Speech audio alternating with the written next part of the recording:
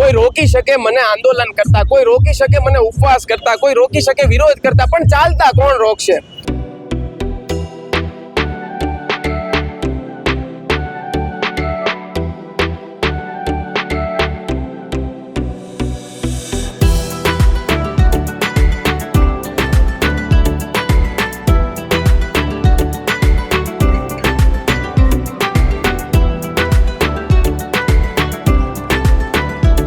નમસ્કાર દર્શક મિત્રો, ટોક વિથ ભાવનગરમાં હું છું નીતિન સોની। સમસ્યાથી સમાધાન, આમ તો કહેવાય છે કે ભારત છે ગામડામાં વસે છે, ગામડાનો જનપ્રતિનિધિ હોય છે અને ગામડાના લોકો છે, એના કારણે રાષ્ટ્ર સમૃદ્ધ છે। પરંતુ વાત કરીએ જ્યારે ગામડાના પ્રશ્નો માટે સ્થાનિક પ્રશાસન હોય, સરકાર હોય, કોઈ જવાબ નથી દેતું, ત્યારે ઉમરાળા તાલુકાના જે કહી શકાય કે શક્તિસિંહ ગોહિલ છે, એમણે એક પદયાત્રાનું આયોજન કર્યું છે ઉમરાળાથી લઈને ભાવનગર સુધી।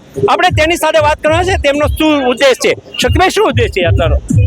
આમ તો ઉમરાળા તાલુકાના ઘણા બધા પડતર પ્રશ્નો છે, પણ મુખ્ય 4 મુદ્દાઓ લઈને આજે અમે નીકળ્યા છીએ।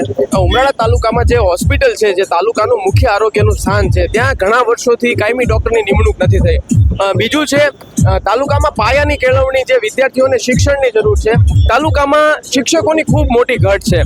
ત્રીજો મુદ્દો છે આગ જેવી ઘટનાઓ બને છે, વેપારીઓ ખેડૂતો હેરાન થાય છે, જાહેર હિત જોખમાય છે, ત્યારે તાલુકામાં ફાયર બ્રિગેડની વ્યવસ્થા નથી।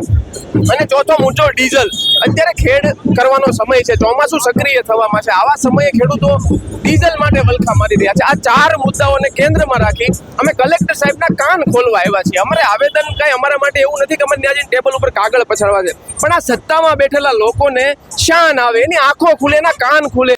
આ ગામડાના પ્રશ્નો કેમ ન સમજાય? કોઈ આઈએએસ અધિકારી હોય તો કેમ ન સમજી શકે કે આવા નાના નાના પ્રશ્નોથી કેટલી મુશ્કેલી હોય? બસ આ જ પ્રશ્નોને ખાલી સંભળાવવા માટે, જેમ ભગતસિંહે જ્યારે બોમ્બ થઈ ગયો ને ત્યારે એવું કીધું હતું કે બોમ્બ કઈ માણસને નહોતો મારવો, ખાલી સત્તામાં બેઠેલા લોકોના કાન ખોલવા હતા। એમ આજ અમે શહેર કોંગ્રેસ, ભાવનગર જિલ્લા કોંગ્રેસ, સિંહોર તાલુકા કોંગ્રેસ, ગારિયાધાર, ઘોઘા, તળાજા બધાના સાથે લઈને બધાને ઉમરાળાના પ્રશ્નો ખાલી કલેક્ટરના કાને નાખવા આવ્યા છીએ। સાહેબ, માનો કે સમાધાનથી સમસ્યા અને સમાધાનની વાત છે, સમાધાન નહીં થતા, પ્રશ્નો નહીં ઉકેલે તો આગળની રણનીતિ શું?